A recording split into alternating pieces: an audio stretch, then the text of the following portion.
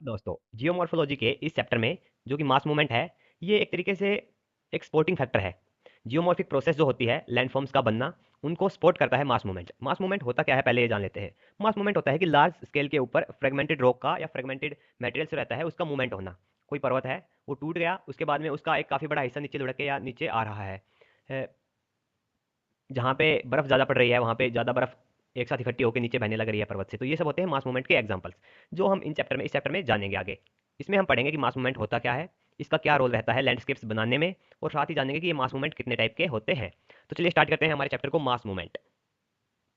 Mass movement की definition देख लेते हैं हम यहाँ पे। मास मूवमेंट कॉम्बिनेशन होता है दो प्रोसेस का, डिटैचमेंट एंड सेकंड होता है downward movement. Detachment of rock जो होता है, इसके काफ़ी रीजन्स रहते हैं। बारिश या आइस हो गई हमारी, हवा हो गई, इन सब के कारण रॉक डिटैच होती है पर्वत से। अर्थक्वेक, एवलंचेस, काफ़ी फैक्टर है जो अफेक्ट करते हैं पहाड़ को, पर्वत को। काफ़ी ऊंचाई से पर्वत रहता है तो उसके ऊपर वाली रॉक डिटैच होती है, और उसके बाद में वो अगर लुढ़कते हुए नीचे आ रही है तो उसको बोलते हैं डाउनवर्ड मूवमेंट। ठीक है, तो रॉक का अलग होना और लुढ़कते हुए नीचे आना, ये कंप्लीट प्रोसेस कहलाती है हमारी mass movement.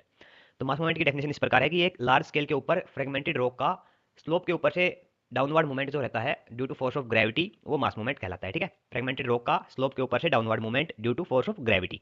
Type of mass movement होते हैं, पहला है flow, separate, slide, topples etcetera. तो फ्लो मतलब अगर वो बहते हुए आ रहा है पानी के रूप में, ठीक है, अगर बारिश ज़्यादा हो रही है तो पानी के साथ मिक्स होते हुए कुछ कंकड़ पत्थर या फिर स्नो हमारी हो गई, वो पानी के साथ मिक्स होते हुए नीचे आ रही है, तो वो फ्लो बोलते हैं, उस मास मूवमेंट को फ्लो बोला जाएगा।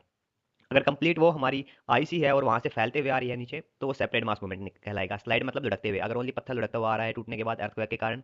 टोपल्स भी वही हो गया, और फॉल मतलब होता है गिरना, मतलब ऊपर से नीचे गिर रहा है। गिरना और लुढ़कने में अंतर रहता है थोड़ा सा। गिरना होता है वर्टिकली मूवमेंट हो गया, मतलब एकदम से, जैसे कोई बिल्डिंग है एकदम से नीचे गिर गई, ठीक है, तो वो हो गया गिरना। और लुढ़कना हो रहा है लुढ़कते हुए स्लोप के ऊपर से। ठीक है, तो ये सब हमारे हैं टाइप ऑफ मास मूवमेंट्स।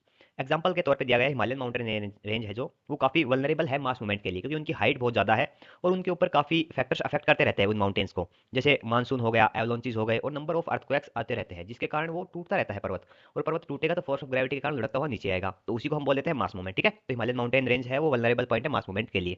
तो इसमें आपको समझ में आ गया कि मास मूवमेंट क्या होता है मेनली। वो होता है कि फ्रेगमेंटेड रॉक का डाउनवर्ड मूवमेंट होना स्लोप के ऊपर से due to force of gravity, simple सी चीज़ है। चलिए आगे देखते हैं इसके बारे में हम।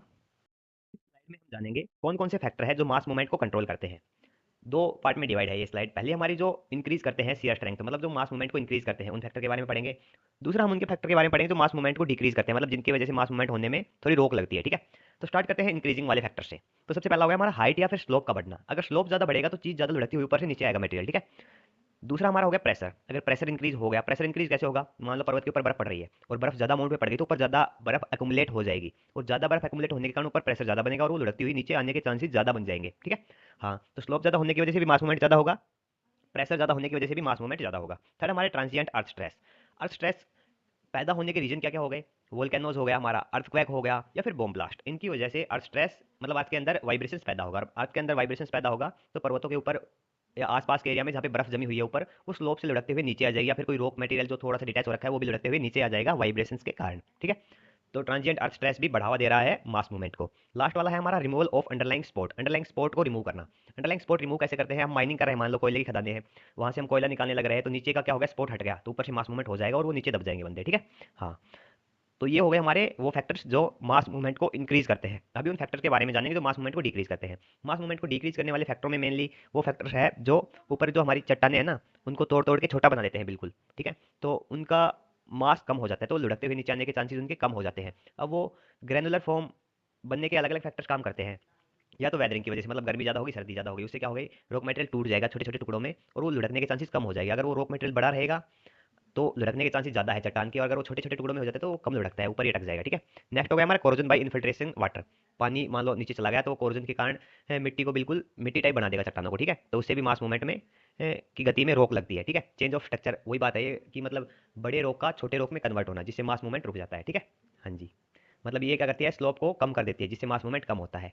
तो आशा करते हैं आपको दोनों चीज़ समझ में आ गई होगी। फर्स्ट हमारे फैक्टर थे जो इंक्रीज करते हैं, सेकंड डिक्रीज। डिक्रीज वालों में देखा कि हमने मेनली जिसमें चट्टाने जो है उनके वो ग्रैनुलर फॉर्म में चेंज हो जा रही है, जिसके कारण से मास मूवमेंट नहीं हो पा रहा वहाँ पे। ठीक है, हाँ, चलिए देखते हैं नेक्स्ट स्लाइड में। अभी इसमें हम पढ़ते हैं टाइप ऑफ मास मूवमेंट के बारे में। हम जानेंगे कि मास मूवमेंट कितने टाइप का होता है।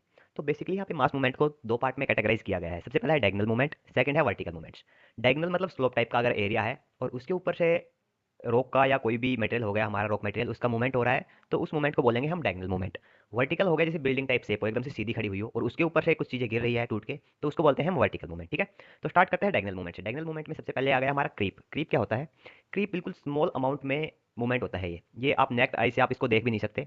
जैसे कि कहीं पे मान लो वो स्लोप टाइप बना हुआ है कहीं पर्वतों पे, और वहाँ पे सर्दी और गर्मी की वजह से धीरे धीरे मूवमेंट हो रहा है, बिल्कुल रॉक कॉन्ट्रास्ट हो रही है, फिर फैल रही है, तो थोड़ा थोड़ा बिल्कुल स्मॉल अमाउंट में वहाँ पे मूवमेंट हो रहा है रॉक का नीचे नीचे की तरफ। ठीक है, उसको बोलते हैं हम क्रीप। सेकंड है हमारा स्लाइड। स्लाइड का मतलब क्या होता है कि लुढ़कते हुए आना।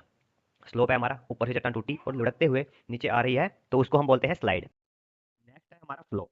फ्लो का मतलब अगर मटेरियल पानी की तरह बिहेव करेगा, जैसे मान लो डेजर्ट है, डेजर्ट में रेतीली जो मिट्टी रहती है वो पानी की तरह फ्लो करती रहती है। एक बार फ्लो करेगी, टीला बना देगी एक साइड से, वहां से फ्लो करके दूसरी साइड टीला बन जाएगा। ठीक है, तो उस मूवमेंट को बोलते हैं फ्लो। ऊपर मान लो हमारी बर्फ पड़ी हुई है पर्वत के ऊपर, और उसमें थोड़ा सा पानी मिक्स होकर वो लिक्विड फॉर्म में आके नीचे बह रही है, नदी की तरह बर्फ बहने लग रही है, तो उसको बोलते हैं हम फ्लो वाला मास मूवमेंट। ठीक है, तो डायगोनल मूवमेंट में तीन हो गए। क्रीप होता है बिल्कुल स्मॉल अमाउंट में, मतलब जिसको आप नेक्ड आई से देख भी नहीं सकते, एक साल में लगभग 1-2 mm के आसपास मूवमेंट होता है, उसको बोलते हैं क्रीप।